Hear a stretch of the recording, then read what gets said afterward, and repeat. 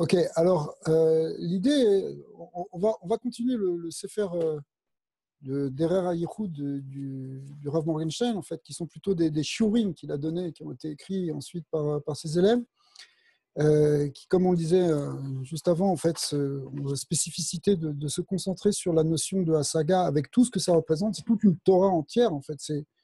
C'est l'essence même de la Kabbalah et de la Chassidut.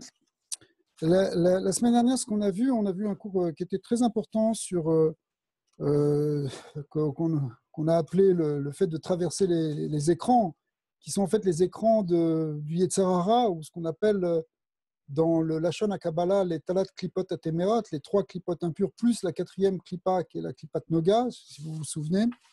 Ce sont des concepts qui reviennent assez souvent dans les Sifrei Chassidut et dans les Sfarim de Kabbalah. Et, sauf que bon, l'intérêt du cours de la semaine dernière, c'était de voir que ce qu'avait décrit le prophète Ézéchiel, qui est le premier à avoir décrit ces trois écrans principaux plus le quatrième, eh bien, en fait, ce sont des formes de tentation du Yetzer Hara qui peuvent nous détourner et qui peuvent nous empêcher d'aller vers la sainteté, qui est en fait, dans le langage de la Kabbalah, la notion de Merkava, c'est-à-dire le dévoilement des forces divines. Et le prophète, par excellence, il nous a décrit ce Maaseh Merkava, mais dans les premiers versets de la prophétie de Ézéchiel, eh bien, il décrit le fait de traverser en quelque sorte ces choses-là. Il a vu d'abord une tempête, un roi Sehara, qui était une tempête qui représentait la force de Kina et de Sina, enfin, peut être pris par des forces négatives.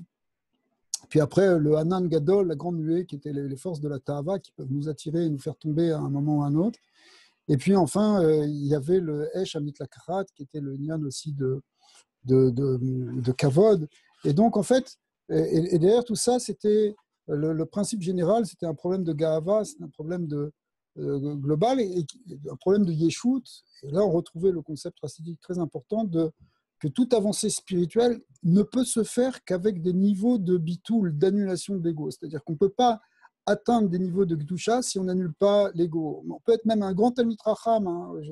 Ce matin, je disais avec quelqu'un un passage dans un Sefer du Rabbi de Tosh où il explique que, en d'autres termes, ce qu'il explique, c'est que on peut même atteindre des hauts niveaux de Torah et connaître énormément de choses, mais si on n'a pas la notion de Bitul, Ayesh, en fait, tout ça, ça s'appelle même pas du Shelo Lishma, ça s'appelle un Shelo Lishma, les Kanter, il va très loin dans ce qu'il dit, mais il explique que on ne peut pas avoir de relation avec Hachem véritable si on n'est pas dans ce Bitul. Et effectivement, ici, maintenant, dans cette voie de la saga, la voie de la Kabbalah, eh bien, ça ne peut se faire que en annulant de plus en plus l'ego. Bon, ça, on avait vu dans les premiers Shurim, tous ces niveaux de Bitul.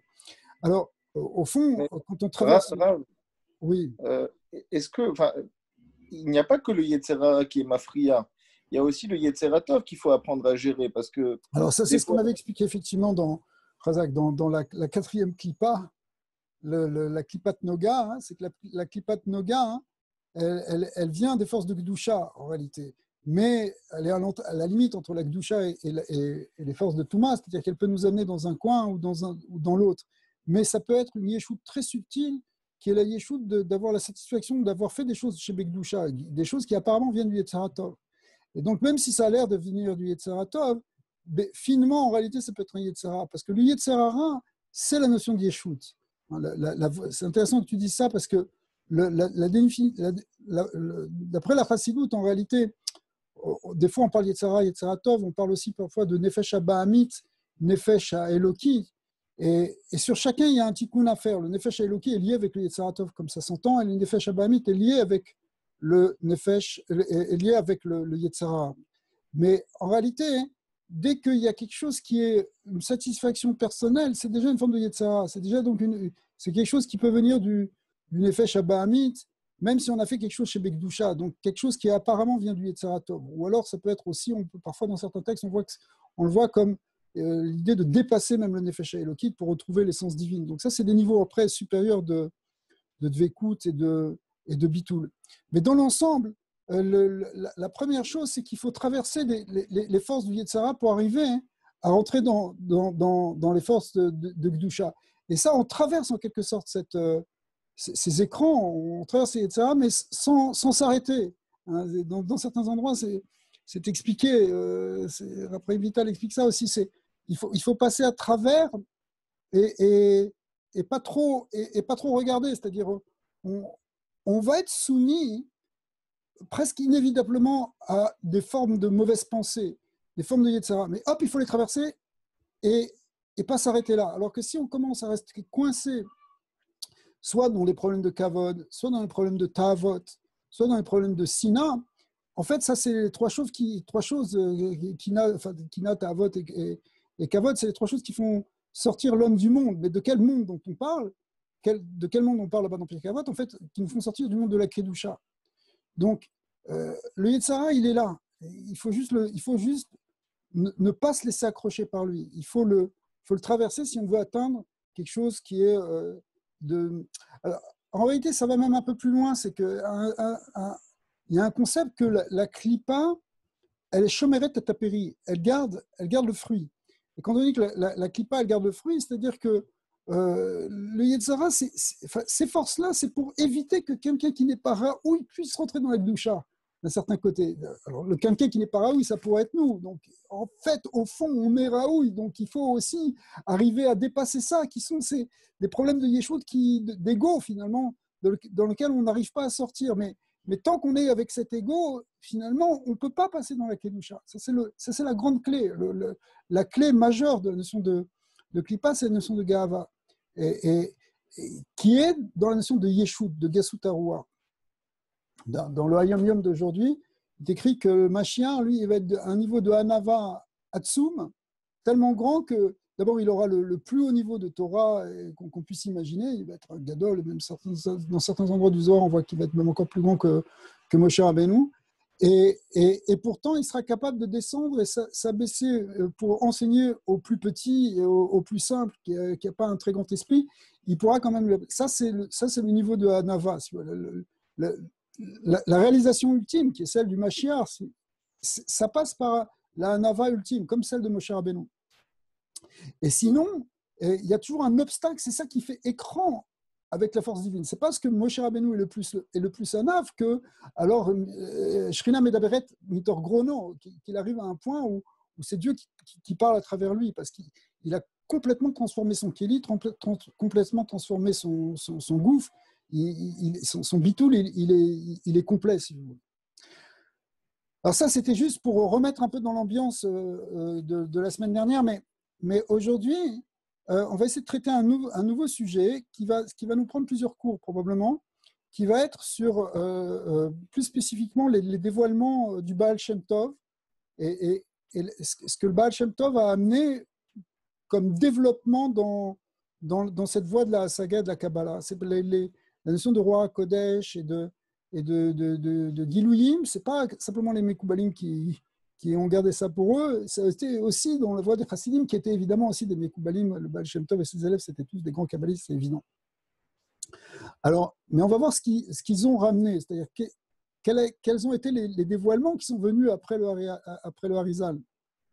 En particulier, cette voie du Baal Shem Tov, et en quoi elle nous concerne nous, parce que si c'est simplement pour raconter des grandes histoires de grandes tzadikim, c'est sûr que ça nous chauffe, et ça nous donne un élan, mais ici le sujet il est un petit peu différent. C'est des choses qu'on peut pratiquer nous-mêmes, des choses qu'on peut développer en nous, chacun à notre mesure, chacun au rythme qui est le nôtre, évidemment. C'est une voie spirituelle, donc une voie spirituelle, ça veut dire une pratique, c'est pas une recette, c'est pas du fast-food. On peut pas manger ça rapidement.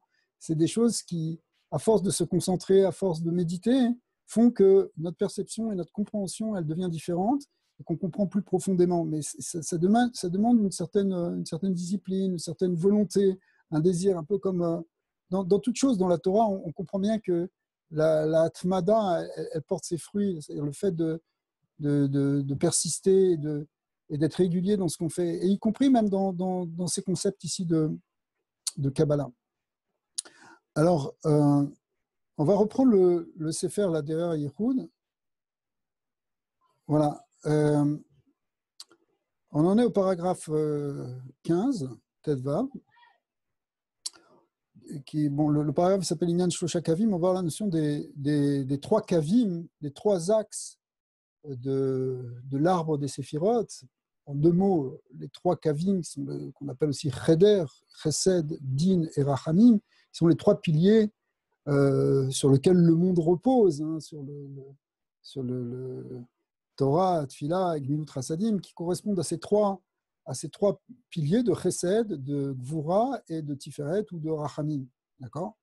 Et ça, hein, l'insistance de parler de ces trois niveaux, hein, d'accès sur ça, ça a été beaucoup développé dans la Torah Chassidoute. C'est ce qu'on va voir, enfin pas simplement dans la Chassidoute, il y a aussi des Mekoubalim qui ont repris ça après, mais on va voir l'importance en fait de pas simplement se suffire d'une voie de Chesed ou d'une voie de Gvura, mais réellement de combiner les deux.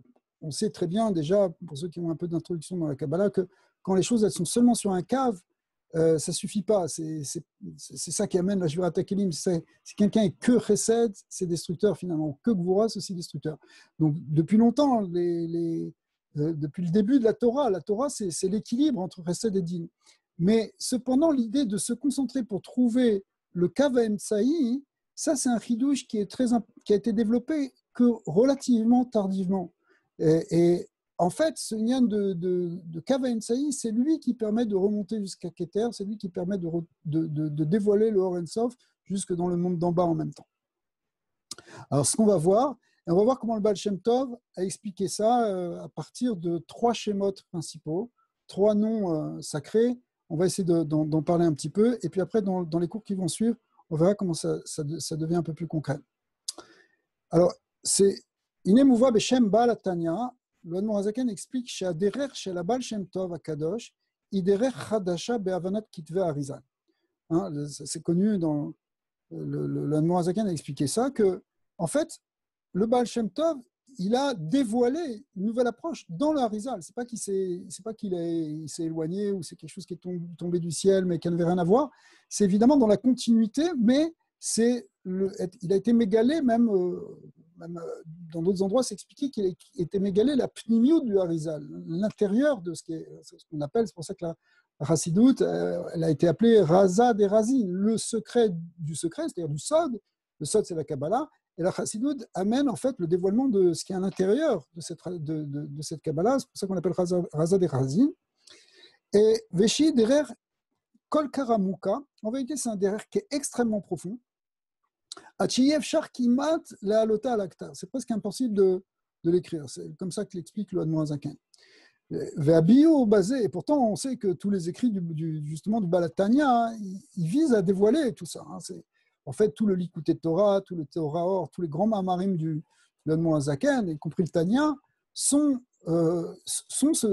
l'explication, sont en fait la doctrine de la Chassidoute qui a été écrite et répétée et dite selon plusieurs angles, mais malgré tout, hein, il y a une dimension qui est tellement spirituelle et tellement profonde dans la Torah du Baal Shem Tov que quelque part c'était Torah chez BLP qui se transmettait comme ça. Mais Baruch Hashem, avec tous les écrits qu'on a, de tous les Mahamarim et de tous les Rebbeim qui sont venus d'ailleurs après le Baal Tanya, ça nous permet de faire descendre jusqu'au Rabbi qui a réussi à faire descendre cette Torah et ce hors du Baal Shem Tov jusque dans des choses même très concrètes pour des gens qui sont loin d'être des initiés. Les Likutei Sichot, il y a des concepts de Chassidoute extrêmement profonds, mais qui finalement sont descendus tellement au niveau du Pshat que ça nous paraît simple. En fait, c'est pas si simple que ça.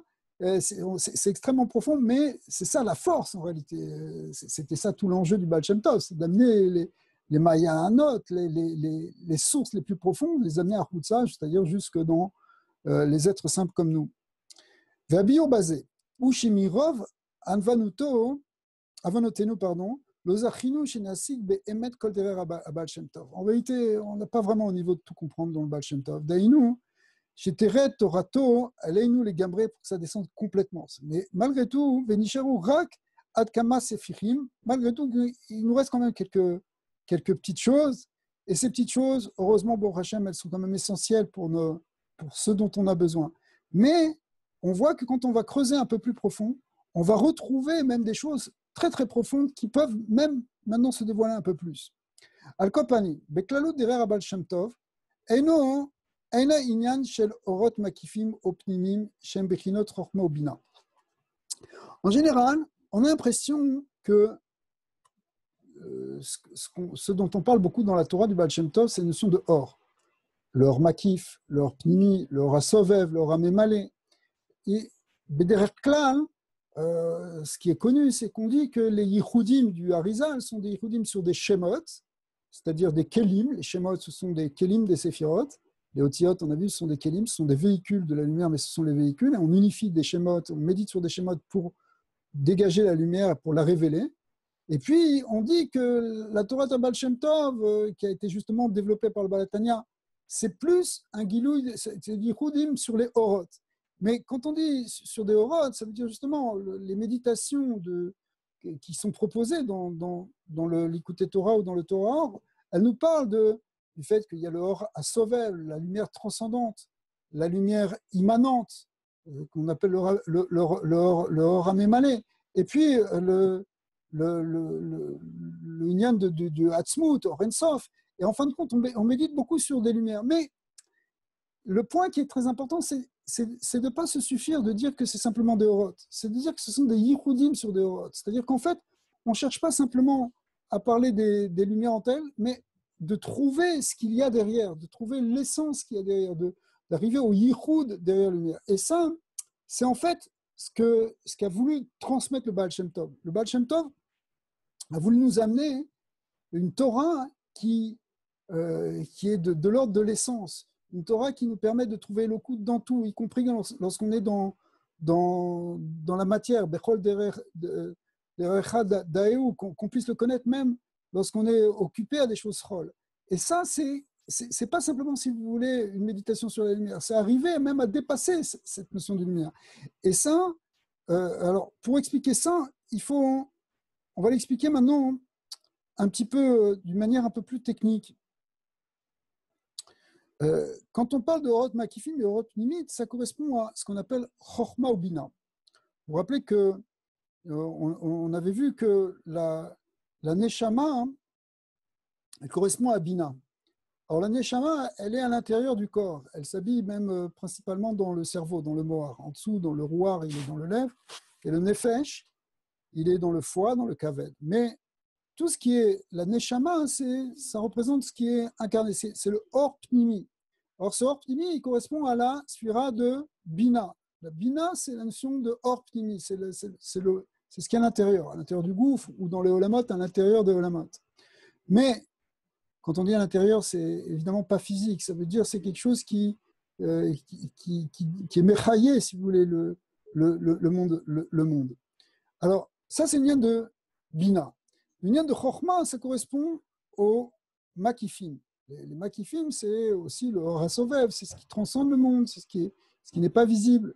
Ça, dans l'homme, ça correspondait, on a vu à la Chaya, le quatrième niveau de la Neshama, qu'on appelle Chaya, qui elle est un Bichinat Or Makif, qui est autour, et on a vu que par les travaux qu'on peut faire sur la respiration, on peut faire entrer de ce Or à l'intérieur, le faire ressortir pour être mésaquer le gouffre, pour purifier, affiner le gouffre.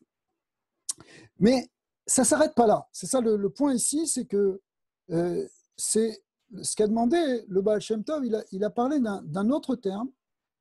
Il a demandé que nous enseigner en fait cette notion de Ashra Tashrina.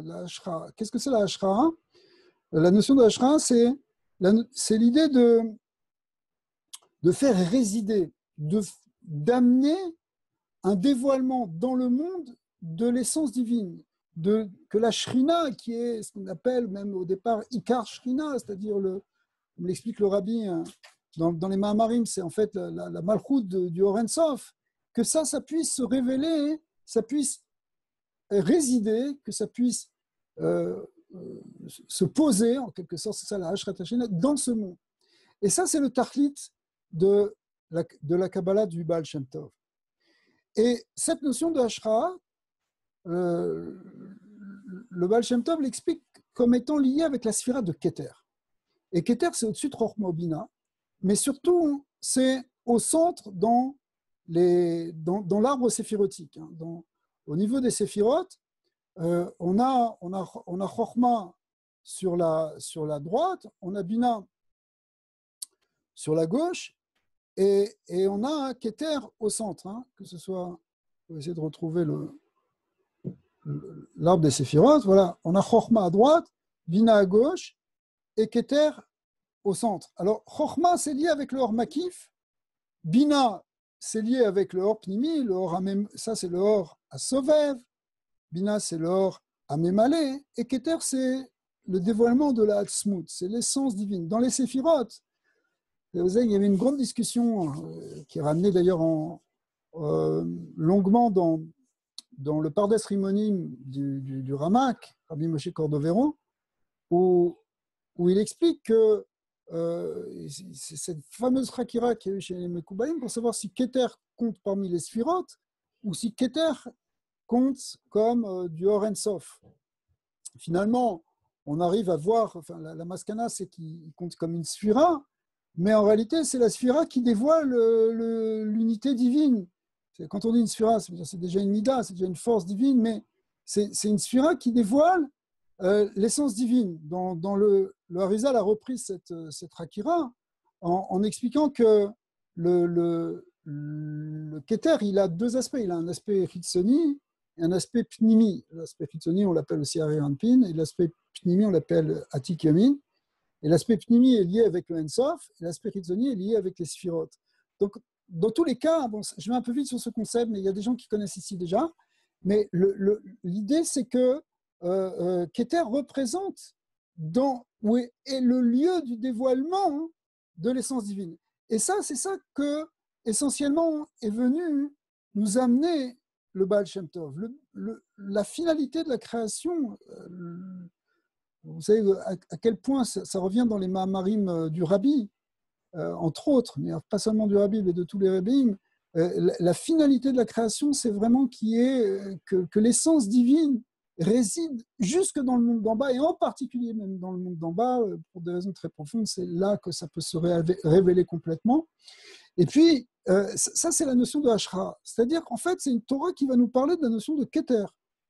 Alors qu'on avait vu que derrière Klal, la Kabbalah, c'est la notion de Chorma, c'est pour ça que c'est un lien de Bitou, devant la connaissance, devant la lumière divine, qu'on peut acquérir soit par la connaissance des Shemot et des Kélim, mais pour dévoiler la lumière. Ici, dans la Chassidoute, c'était ça que voulait nous amener le Baal Shem Tov, c'est nous amener à quelque chose qui est même au-delà de la lumière, qui est la source de la lumière, qui est l'essence divine qui produit cette lumière. La lumière, c'est déjà une révélation de ce que Dieu a voulu donner, même le Or En Sof, c'est Dieu qui se révèle, c'est sa volonté qui se révèle. Quand on dit Or En Sof, c'est un peu compliqué parce que c'est tellement infini qu'on n'arrive pas à le voir au départ. Il faut un tzimtzum dans ce Or pour qu'on puisse percevoir quelque chose. Mais malgré tout, l'idée de Or, c'est l'idée de Gilouï. Et derrière le Gilouï, il y a celui qui est mégalé, c'est l'essence divine. Et ça, c'est la notion justement qui est au-delà de Chochma, qu'on appelle Keter dans les Sphirotes, et qui est le fondement de toute cette Torah du Baal Shem Tov. Dans d'autres termes, ça s'appelle Ashra. Ashra, ça veut dire que cette essence-là, on voit qu'elle est présente, qu'on puisse percevoir son existence. Veine, le'agi alazé, lo tsarir liyot dafka bal madriga. C'était ça l'intérêt, le grand intérêt de la Chassidut, c'est qu'on n'est pas obligé d'être un grand kabbaliste pour arriver à ça. Et c'est extraordinaire parce que c'est une grande Géoula, puisque on peut tous participer à ce niveau-là, chacun à notre niveau. Kinyan Ashra ou derrière Sher Itlafshut Bekelim Achitsonim. Alors, c'est un terme un peu symbolique ici, mais ce qu'on appelle Ashra, c'est que ça va passer par des choses extérieures. Les Kelim Achitsonim, ça veut dire que ça va passer par des choses même de la vie quotidienne, de la vie matérielle, même de la vie dite profane. En fait, si quelqu'un il peut arriver à percevoir Hachem dans tous les niveaux, il y a même des maîtres de la Chassidut qui ont déconseillé de faire des kavanot de Kabbalah, des kavanot Arizal. La plupart des grands maîtres de Chassidut, pas tous, mais on dit que ce n'est pas utile, que c'est bien préférable de faire des kavanot, ce qu'on appelle des kavanot pshutot. Ça veut dire au contraire que la kavana essentielle, c'est celle du petit enfant qui prie devant son père. Et quand tu pries avec un lève shalem, ça te met en connexion plus directe et automatique, en quelque sorte, avec l'essence de Dieu, puisque tu es en train de dire Baruch Ata Hashem, je te parle à toi. Quand tu dis toi, il n'y a plus de Shemot, il n'y a que toi. D'ailleurs, même ceux qui font des kavanotes, les kavanotes à Arizal ou du Rachash, enfin toutes les kavanotes de Kabbalah, attention, il doit y avoir toujours et essentiellement cette kavana-là pshuta, que tu te tiens devant le roi des rois, devant Hachem, qui est ton père, Avinu Sheba Shamayim, et que tu lui parles en direct. Et si on perd cette pshitout, en fait, on a tout perdu, parce que ça ne sert à rien de faire des grandes constructions symboliques si on n'a pas conscience qu'on est mamash omed devant Hachem. J'ai entendu récemment un show de Rav Mendes Freeman qui disait quelque chose d'extraordinaire. Il disait, quand le rabbi priait, il ne bougeait pas. Il y a des gens qui prient, on prie des fois dans tous les sens, on fait des grands mouvements, on saute en l'air, il y a toutes sortes de manières de prier. Mais le rabbi, il n'y avait pas un mouvement. C'était très très rare qu'on voit un mouvement, très exceptionnel même, qu'on puisse voir un mouvement, une agitation du rabbi quand il priait. Alors, il essaie d'expliquer ça de la manière suivante, lui qui a beaucoup prié avec le rabbi, puisqu'il était là déjà dans les années 60, il priait mamash tous les jours avec le rabbi dans le petit mignon en haut. Et il disait que quand on voyait le rabbi prier, en fait, on pouvait expliquer que de la manière suivante, c'est qu'il était vraiment devant Dieu. Si quand tu pries, tu vois Hachem qui est loue, c'est-à-dire il est mamash devant toi, tu ne bouges plus. En fait, quand on s'agite, c'est parce qu'on essaye de dépasser, de monter quelque part pour essayer de retrouver une connexion.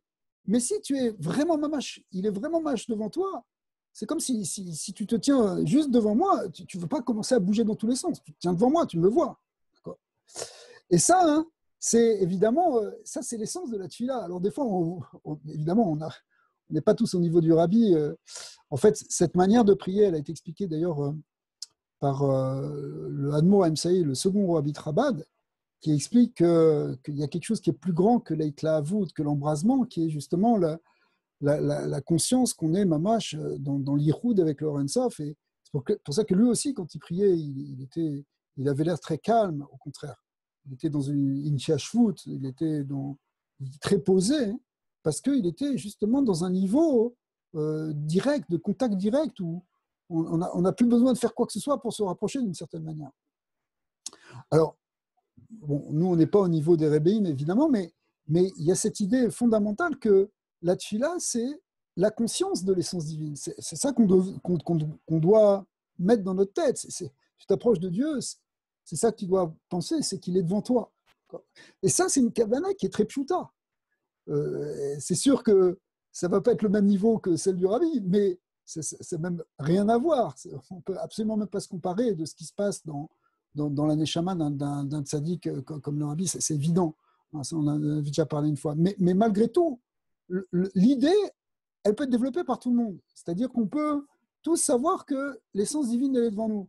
Et ça peut même s'habiller même dans ce qu'on appelle de levushim kitsonim, c'est-à-dire même même quand on n'est pas devant un sefer de Torah, même quand on est, je sais pas, en train de travailler, en train de marcher, en train de conduire, on peut avoir au fond de nous cette conscience de l'essence divine. Et plus on va le développer, plus Dieu va résider dans ce monde, plus on est dans la finalité de la création. Quand on dit que la terre entière sera remplie de connaissances, on parle de la connaissance de Dieu, mais on parle de la connaissance, pas simplement de savoir des milliers d'explications. Ça va plus loin que ça. C'est connaître l'essence divine, c'est connaître au sens de le vivre, de le voir, de le percevoir, avec des sens intérieurs. Mais c'est ça la notion de la saga, si vous voulez. La notion de la saga, c'est de vivre avec la conscience du divin. Et ça, le Baal Shem Tov, il nous a amené ça. Hein, on voit dans les Sipurim du Baal Shem Tov aussi, même, et dans ses enseignements, que ce soit dans Tzavat Aribash, que ce soit dans Keter Shem Tov, que ce soit dans tout le recueil aussi de Baal Shem Tov à la Torah, ou de ce qui a été transmis dans toutes les Chassiduyot, que l'essence de cette Torah, c'est d'arriver à ce que tout le monde, même du plus haut au plus bas, on puisse vivre avec cette essence divine. C'est ça ce qu'on appelle la Hashra, et c'est ça la Torah de Keter. Alors, euh,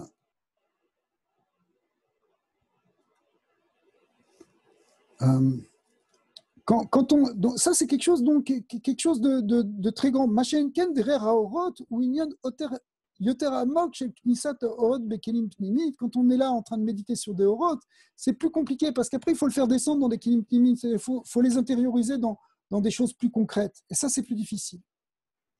Donc le fondement du Baal Shem Tov, c'est de nous amener à réaliser directement l'essence. Vine Baal Shem Tov Gila Yesod Gadol Beinyan Ashra. Alors, il y a un principe quand même kabbalistique qu'on va essayer de développer maintenant. Dans cette Torah du Baal Shem Tov, qu'on appelle cette notion de Ashra, qui veut dire le fait que la Shrina se pose, qu'elle réside et qu'elle se dévoile. Ou Be'etzem, ou Yesod Yesodot, Shel Kol Kitve Arizal. En réalité, ce n'est pas du tout contradictoire avec le Arizal. En fait, même c'est essentiel pour comprendre la Kabbalah du Hari. Mais Shel Kol la Torah, et même toute la Torah. Venishtadel levaer inyan bemitzat. Donc on va expliquer ça un peu, ça va prendre un peu du temps, mais on va l'expliquer. Afalpi shema shenuchal leasbir besiatat shmaya urak mashiu de mashiu mizainyan. Bon, le Rav il nous dit que bon, c'est encore très très peu par rapport à ce que ça veut dire réellement. Parce que là je l'ai présenté comme une idée très simple, mais en réalité c'est quelque chose qui est très profond, c'est l'essence de toute la Torah. Venagdim kama yediot nechutzim nechutzot lehavanat העניין, excusez-moi, ובהמשך המאמר נבהרים ונקשרים זו לזו ביותר פרטי. Donc il va donner quelques introductions, des introductions qui vont permettre après, une fois qu'on aura posé ces introductions, ça permettra de construire. Alors, en premier, Vérishit Neema, Shine Rov Olam HaMekubalim Shelomdim Kabbalah Umechavnim Beshemot HaKedushim Bevada Zochim LaSagat HaOrot HaElokim Bepnimut. C'est sûr que la plupart des grands Mekubalim, enfin ceux qui font les Kavanot, dans les Sidurim, dans les Yehudim, eh bien, ils touchent quelque chose de l'ordre de la saga. Ce n'est pas quelque chose qui est complètement sec, théorique. Ça fait peur des fois à certains de voir un sidour avec les cabanotes du Rinchage parce qu'on a l'impression que c'est plein de schémas, c'est presque illisible, qu'on n'aura jamais le temps de le faire, etc. Mais en réalité, ce n'est pas ça. Ça, c'est rien qu'un support pour la tefila, pour être massique des orotes, pour percevoir quelque chose, pour un guilouille de or. On a beaucoup parlé de ça déjà dans les premiers cours, l'idée de connecter avec la lumière. Valédé, Goufa Misdaker, et on a vu aussi que ça avait l'avantage d'affiner et de purifier le gouffre, le corps. Ok, ça c'est un point. Mais le Baal Shem Tov, Chidesh, et Efshar lo le Adam le Alot ou le Italot Behemet, Bli le Yagia, Gam et Darga shel Ashra. Il a expliqué que il faut, si on veut monter spirituellement, si on veut atteindre des madrigones, il faut qu'il y ait cette notion de Ashra. C'est-à-dire quoi? C'est-à-dire que la Shrina puisse se poser, qu'elle puisse se poser dans notre vie, qu'elle puisse se poser en nous. Vine, Katav Baal Shem Tov, Be'echad min hamirtavim legiso Rabbi Gershon Kitov, le beau-frère du Baal Shem Tov, Rabbi Gershon Mikitov, bon, c'est connu, il lui a écrit plusieurs lettres. Il y a une lettre qui est, bon, la fameuse lettre très connue où il raconte la Aliyah qu'il a eue pendant Rosh Hashanah et dans lequel il est rentré dans le palais du Mashiach et où le Mashiach lui a dit, où il a demandé au Mashiach quand est-ce que tu viendras, il a dit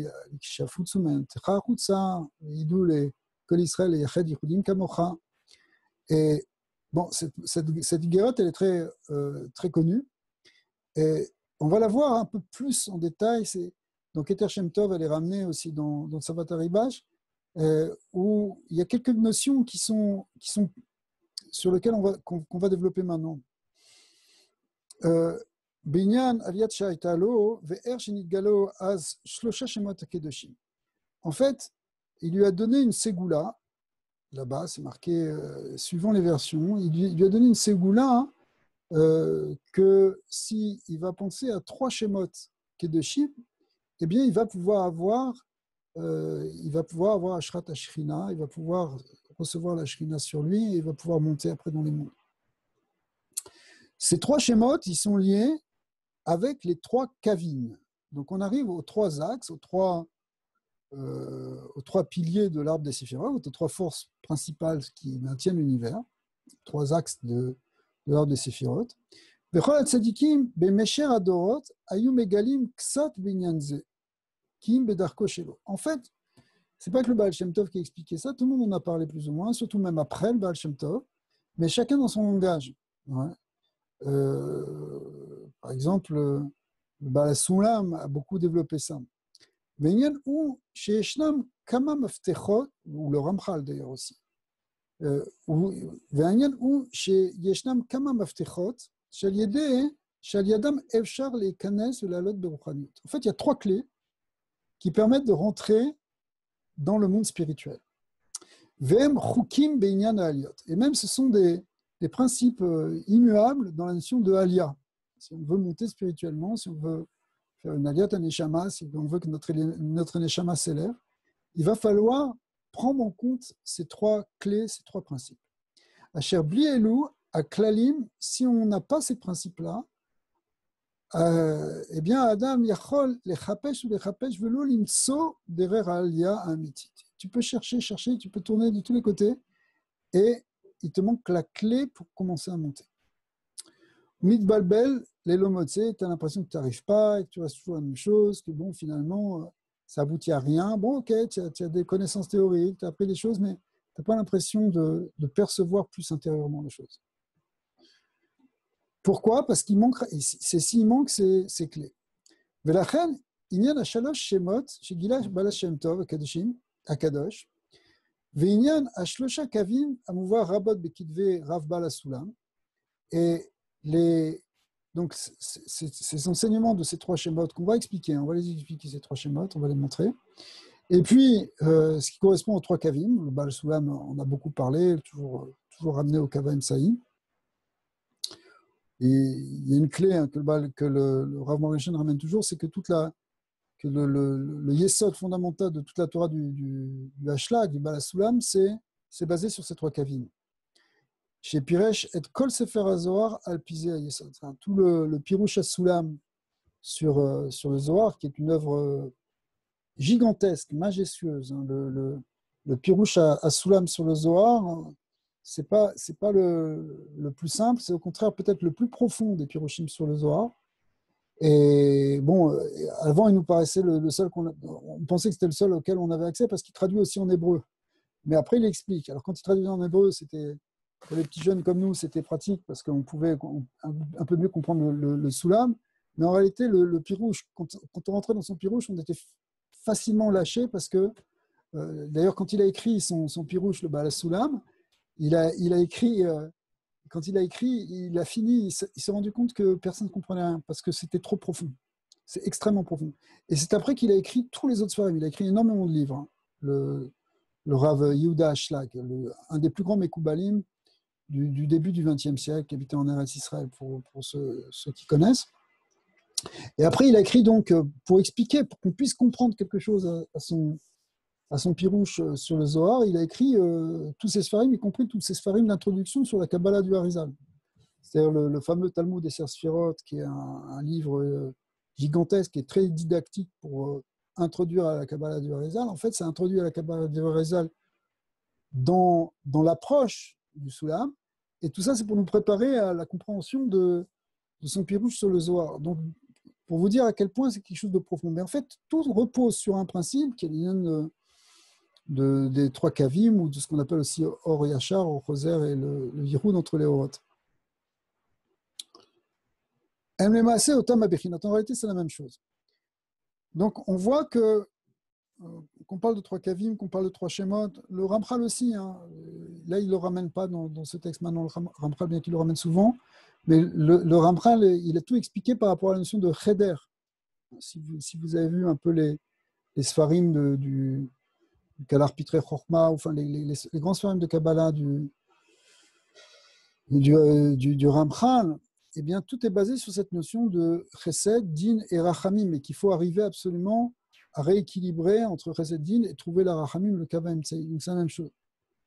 C'est dans le Kava Emsaï, c'est dans que se dévoile le Yichud Hashem, que la finalité de la création peut se révéler, qu'il peut y avoir Zarat Taralatov, qu'il y a le Tikkun Shalem. Tous ces concepts-là reposent sur cette idée d'arriver à unifier une chose et son contraire, le Chesed et la Gvura, une lumière qui va dans un sens, une autre qui va dans l'autre. C'est la contradiction, la dispersion, elle doit se résoudre dans l'unité. C'est seulement si on part de cette dispersion et qu'on arrive à l'unification qu'on peut révéler l'unité réelle d'Hachem.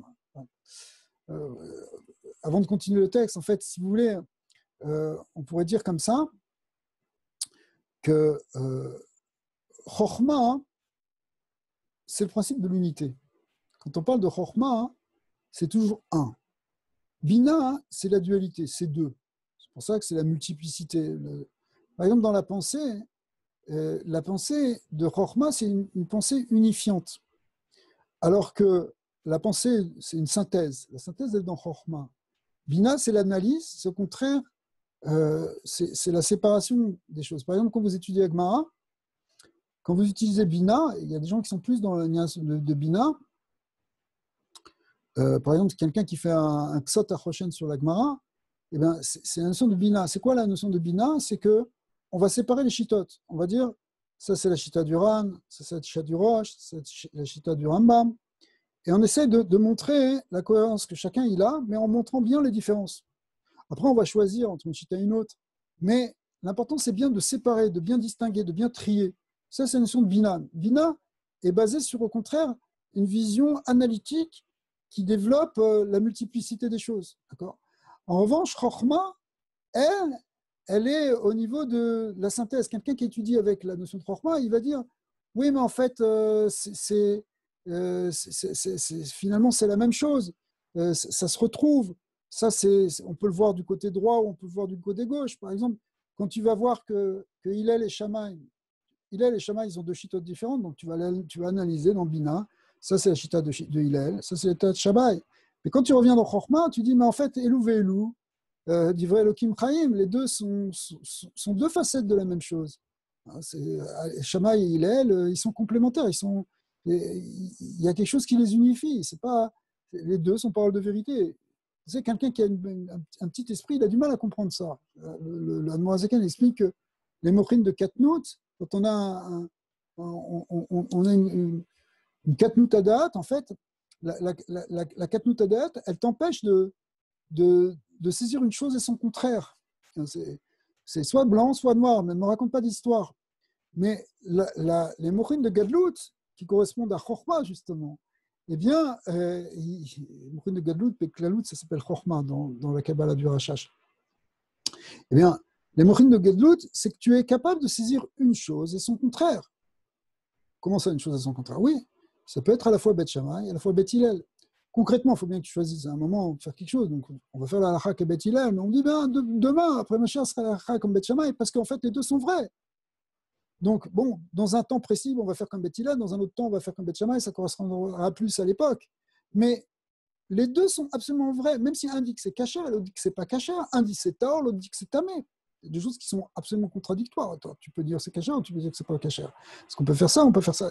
Eh bien, ça dépend de quel point de vue. Mais ça, c'est le travail de Chokhmah. Chokhmah va unifier, va être au niveau de l'unité. Il ne voit plus la contradiction, il voit la complémentarité. Mais cependant, il y a un niveau qui est encore plus important que ça, qui est la notion justement de Keter. Parce que dans Keter, il y a à la fois l'unité et la dualité. C'est le un et le multiple en même temps. Vous voyez ? C'est-à-dire qu'on est capable de saisir la multiplicité du monde physique et l'unité du monde divin. On peut les faire fonctionner en même temps. Et ça, c'est la notion de Keter, c'est ça la Shra, c'est-à-dire que dans le monde physique, on n'est pas séparé trop, on voit l'unité directement dedans. Dans la Torah du Ramchal, c'était ça que je voulais, c'était ça la parenthèse que j'étais en train de faire, c'est que le Ramchal explique que on aurait pu rester tout le temps dans Chokhmah, on aurait pu rester tout le temps dans l'unité. Dieu aurait pu faire un monde qui ne soit pas duel comme celui-là, où le principe d'unité était révélé dès le départ. Mais il a voulu que la dualité se révèle, Et la dualité, ça se traduit par Tovara aussi dans un autre langage, hein, c'est le bien et le mal. Mais qu'on puisse voir réellement la multiplicité, la dualité, le Tov et le Ra, et que de ce Tov et de ce Ra, finalement, à partir de là, on puisse transformer le Ra et le ramener au bien pour retourner dans l'unité. C'est-à-dire et que cette unité, maintenant, elle va être enrichie. Alors, le fait qu'on puisse passer de l'un à l'autre, c'est ça. Bon, je vais un peu vite parce que ça demanderait un cours entier pour expliquer qu'est-ce que c'est cette Torah Taïrou dans le Rambam. Mais c'est parce qu'on est passé par la dualité qu'on va révéler la profondeur de l'unité. Et cette profondeur de l'unité, elle correspond à Keter. C'est-à-dire que, en d'autres termes, ce qui nous explique, par exemple, dans Dat Vunot, c'est que si on n'avait pas révélé la dualité, on aurait pu penser que, bon, Dieu est un, mais peut-être il y aura quand même autre chose. Maintenant qu'on est passé par la dualité, qu'on a vu qu'il n'y a pas autre chose que lui, que même ce qui paraissait être le contraire de lui, c'est-à-dire le Ra, même ce qui était à l'opposé, ce qui était vraiment quelque chose de duel, il y avait lui et la Sitracha, en fait on s'aperçoit que ce n'est pas la Sitracha, qu'il n'y a rien que Hachem, il n'y a pas d'autre côté, il n'y a rien que Dieu. Donc maintenant, la compréhension du Yichud, elle est complète. Et ça, c'est tout. Bon, si vous voulez, ça c'est vraiment en deux mots l'essence de la Kabbalah du Ramchal. Mais tout ça, ça repose sur ce Kavensei, c'est-à-dire qu'on est passé de Chorma ensuite à Bina, et ensuite on a réuni les deux, et on arrive à cette notion de Keter, la notion du Yichud, le Gilui Yichudo, qui est le Yichud, ou dans la Shana à Chassidut, le Gilui de Atzmuto. Le Ramchal aussi, on parle d'ailleurs comme ça. Alors, le point, donc, il est que cette notion, si vous voulez, des trois kavim, elle est absolument essentielle chez tous ces maîtres. Et tous ces maîtres, ils sont venus, c'est la Kabbalah qui s'est révélée après le Harizal, hein, on pourrait dire comme ça. Et en fait, même d'ailleurs, le Bala Soulam a expliqué que lui, il est venu dans ce monde pour dévoiler ce que le Harizal avait juste commencé à faire, à enseigner. C'est marqué dans plusieurs endroits, mais dans le Extraïm, c'est le début. Rapremi Vital dit que le dernier enseignement que le Harizal lui a donné avant qu'il quitte ce monde, qu'il quitte physiquement ce monde, vous savez que le Harizal a enseigné que très peu de temps, on pourrait dire, à Rapremi Vital, qui était son élève majeur. Il lui a enseigné juste peut-être 14-15 mois. Et pourtant, et après ça, Rapremi Vital a récupéré tous les cahiers. Il a mis plus de 20 ans pour écrire et pour synthétiser et pour structurer tout ce qu'il avait reçu d'une manière très rapide du Harizal. Mais le dernier enseignement qu'il avait commencé à lui enseigner, c'était le secret de ce qu'on appelle Or Yachar et Or Choser. Et c'est ce thème-là, justement, des trois kavim. Et toute la Torah du Baal HaSulam, on a expliqué, elle repose sur ces points-là. Et c'est pour ça que le Baal HaSulam il dit à un endroit que, en fait, lui, San Neshama n'est venu que pour dévoiler ce que le Harizal avait commencé d'enseigner à Rapremi Vital. Et il nous manquait ça. Mais en fait, cette idée-là, elle a été reprise aussi dans le Baal Shem Tov. Bon, le Hashlak, c'est aussi la continuité du Baal Shem Tov. Le Hashlak, c'est aussi un chassid. Mais ça a été aussi enseigné dans le Ramchal. Il y a une guérette du Ramchal aussi très forte, où il écrit à son maître que la lumière du Harizal, elle est venue jusqu'à avant lui. La génération d'avant lui, c'était Rav Binyamin HaKohen, qui était le Rosh HaMekoubalim en Italie et même peut-être en Europe. Et puis,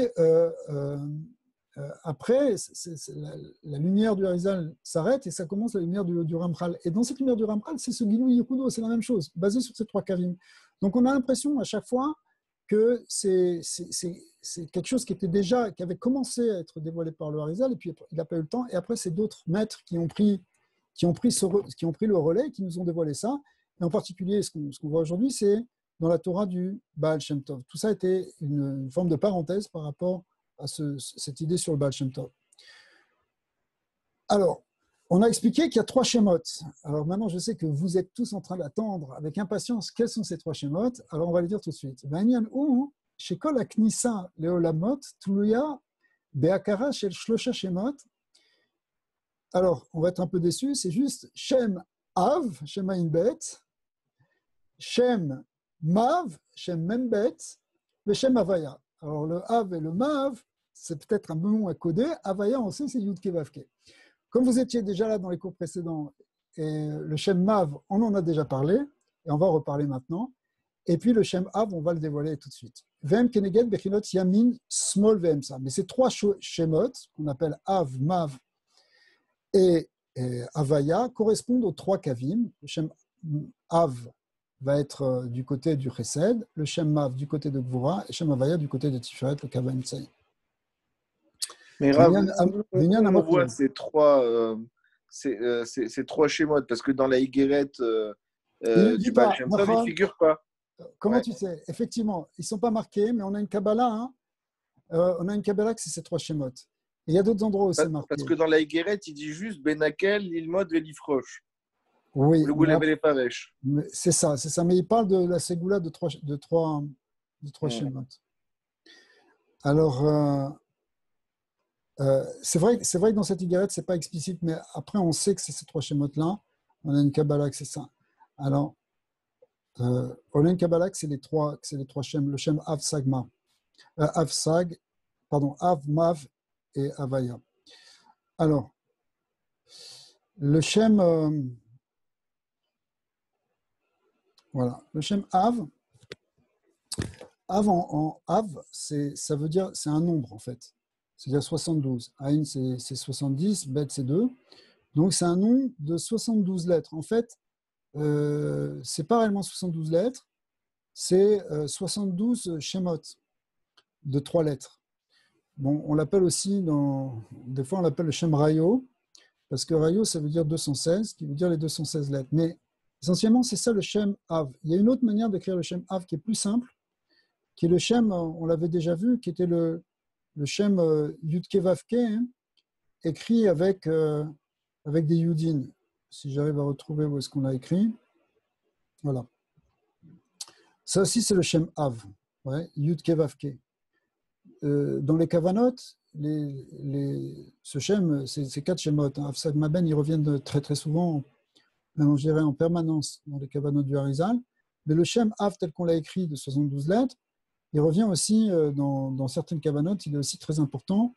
C'est le Shem qui a permis d'ouvrir la mer Rouge, entre parenthèses. Et au moment où Moshe Rabbeinu a tendu son bâton, en réalité, c'est ça qui a ouvert c'est ce Shem HaKadosh qui a ouvert la mer. Alors, dans tous les cas, hein, Av est toujours lié avec le côté droit. Il est lié avec le Chesed. D'ailleurs, dans cette expression ici, on voit, il écrit rempli avec des Yud. C'est-à-dire le Shem Yud Ke Vav Ke écrit avec un Yud ici, un Yud là. Et la lettre Yud, c'est une lettre qui vient de Chochma, qui vient du côté droit. À l'inverse du côté de la lettre E, par exemple dans Shem Ben, où le Shem est rempli avec des E, ça donne un Yann qui est plus du côté de la Gvura, Yann de Malchut. Ici, Shem Ben, il est lié avec la Malchut. Alors que le Shem Av, il est lié avec la Chochma. Donc c'est le côté du Chesed. Le deuxième Shem qu'on avait vu, c'était le Shem Mav, qui veut dire 42. Hein. Même c'est 40, Bet c'est 2. Et on l'apprend essentiellement des initiales de la prière de Hana Bekoar. Hana Bekoar, Yemincha, etc. Et ça fait un Shem Kadosh de 42 lettres. Et c'est pour ça qu'on l'appelle le Shem Mav. En vérité, il y a d'autres Shemot qui ont un peu le Shem Mav. Ça c'est, si on veut être précis, ça c'est le Shem Mav de Yetzira, mais il y a un autre Shem Mav dans Bria qui s'écrit, en fait c'est Ekie Yud Ke Vav. Et puis il y a un autre Shem Mav dans Hatzilut qui est on écrit avec le Shem Pashut du Shem Yud Ke Vav Ke, le Milouï et le Milou de Milouï qui font en tout 42 lettres. Mais celui qui est le plus connu, celui qu'on utilise le plus au départ dans les Kavanot, c'est celui-là, le Shem de Yetzira. On l'avait vu un petit peu là quand on est parlé des Chayot HaKodesh, vous vous rappelez, c'est ce qui permet, hein, c'est le Shem qui permet de s'élever spirituellement. Pourquoi? Parce que là, sur ces 6 phrases, en réalité, il y a à chaque fois 6 mots, Anna Bekoar, voilà, il y a 6 lettres, Et ces 6 lettres correspondent à 6 mots, ou 6 lettres, qui correspondent aux 6 ailes des séraphim, qui ont été décrits par le prophète Isaïe. Et ces 6 ailes, eh bien, elles permettent de monter, elles permettent de s'élever. On a vu qu'il y en avait 2 qui permettaient de couvrir le visage de ces séraphim, 2 qui couvraient les pieds, ce qui représentait l'idée d'empêcher un trop grand dévoilement de lumière, aussi de ne pas être trop attaché à la Geshmiot. Et puis après, avec les 2 ailes, ou Beshtaim Yofef, avec 2 lettres, avec 2 ailes, on pouvait s'élever. Donc le shem de Hana Bekoar, le shem de Shem Mav, c'est celui qui représente le shem de l'élévation spirituelle. L'élévation, il faut aussi savoir redescendre, mais c'est l'élévation. Et ça, c'est lié avec la séphira de Gevura. Chesed, c'est lié avec Maïm, dans les éléments. Et Maïm, c'est quoi le lien de Maïm? L'idée de Maïm, c'est l'idée d'eau qui descend du haut vers le bas. Ça, c'est le chesed. Le chesed, c'est ce qui coule, c'est l'amour qui descend. Maintenant, la gvura, c'est le hesh, c'est le feu, comme la flamme qui monte. C'est l'idée de bas vers le haut. Vous voyez, dans les 3 kavim, il y a le cave de chesed, c'est un cave qui va du haut vers le bas, et le code de gvura, c'est du bas vers le haut. C'est ça la complémentarité. C'est pour ça que c'est lié avec ce qu'on a appelé tout à l'heure le or yachar et le or choser. La lumière, le rayon incident et le rayon réfléchi. On en avait vu aussi une idée comme ça quand on avait parlé de la respiration de la lumière qui rentre et qui ressort. Et donc, en fait, si vous voulez, il y a ce côté chesed, gvura, chokhma, bina, ce qui est équivalent ici, et on est dedans. Alors, le Shem Av, lui, le Shem Av, il représente le nom du chesed. C'est un Shem, mamash de chesed. C'est des schémas, attention, qu'il ne faut pas prononcer. On sait, toutes les introductions qui sont marquées dans tous les svarim de Kabbalah, on ne doit pas les prononcer, même à voix basse, en bougeant la bouche. Et ce serait même risqué de le faire. Il y a dans Sefer Chayei Olam Haba, le Rabbi Avraham Aboulafia raconte son expérience qu'il a eue au moment où il récitait, parce que lui, il le faisait, il récitait le Shema Bet. Et ce Shem-là, il le récitait, il donne même la technique pour le réciter à partir avec une technique en même temps de respiration et de vocalisation et de mouvement de la tête. Si ça vous intéresse, c'est marqué dans Sefer Chayei Olam Haba. Mais les Mekoubalim plus récents, Rabbi Aboulafia, c'était au XIIIe siècle, ceux qui sont venus après, comme le Rizal, disent que attention, il ne faut surtout pas le prononcer. Il ne faut pas prononcer ça. Et lui-même, il raconte dans son expérience qu'il était en train justement de réciter ce nom. Après, s'être purifié, il avait jeûné, il était habillé en blanc, il était seul en train de méditer, etc. Mais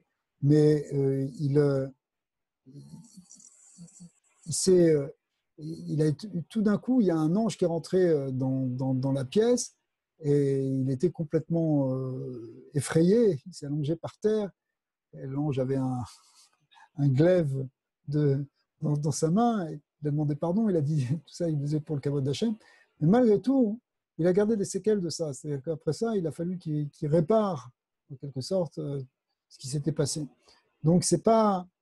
si déjà Rabbi Avraham Aboulafia, qui était un grand maître du Moyen-Âge, avait cette expérience-là, pour nous, c'est sûr que c'est pas quelque chose de... C'est pas seulement que c'est pas quelque chose de conseillé, mais c'est quelque chose qui est mamash assourant. Alors, n'empêche que cette kavana, elle revient dans plein de kavanotes. En particulier, à un moment très dans le 2e paragraphe du Shema Israël. C'est le Shem Av qui va être posé sur chaque mot. Dans d'autres endroits, par exemple, dans la tefila de Shabbat, aussi du Shabbat matin, on chante Kel Adon al Kol HaMaasim, Baruch Hu Mvoa Kol Neshama.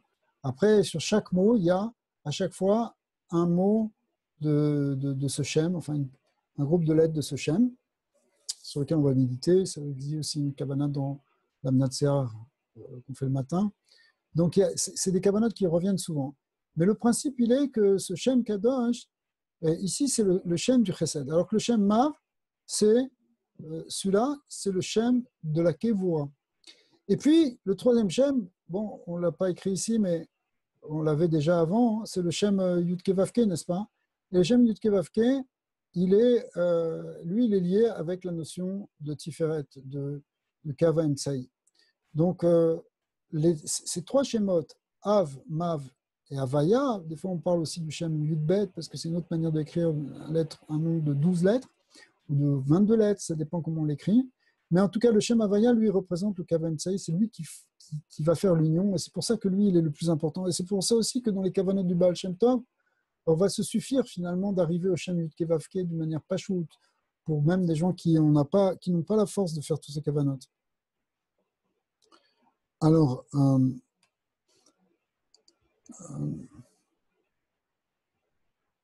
va reprendre le texte.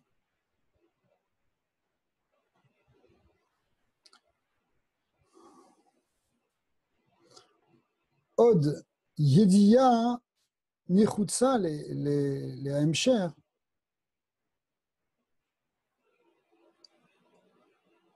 Vei Ma Matsinu chez Besefer Shmuel.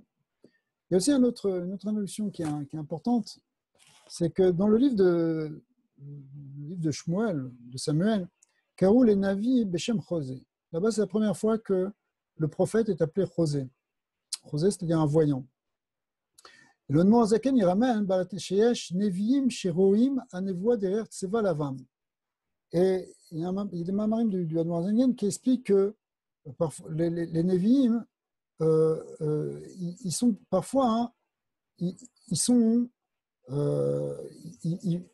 montrent les choses, ils voient les choses, pardon, sur un fond blanc.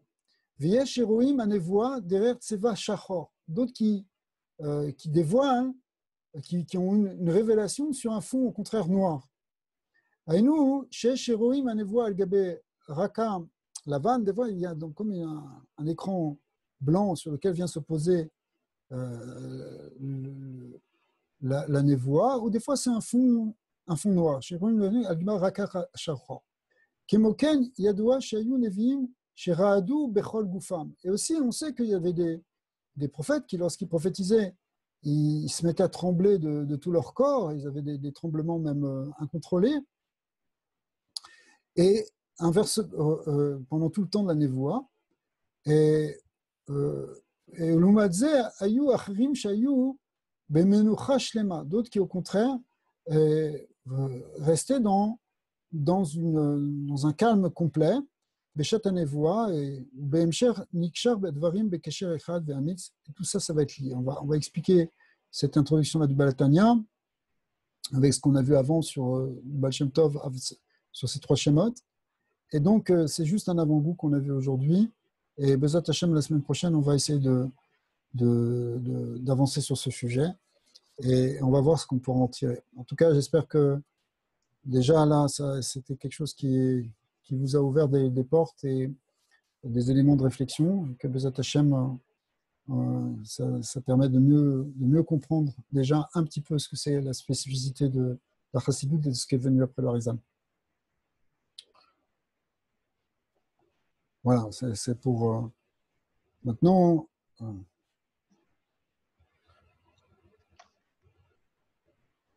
Ok.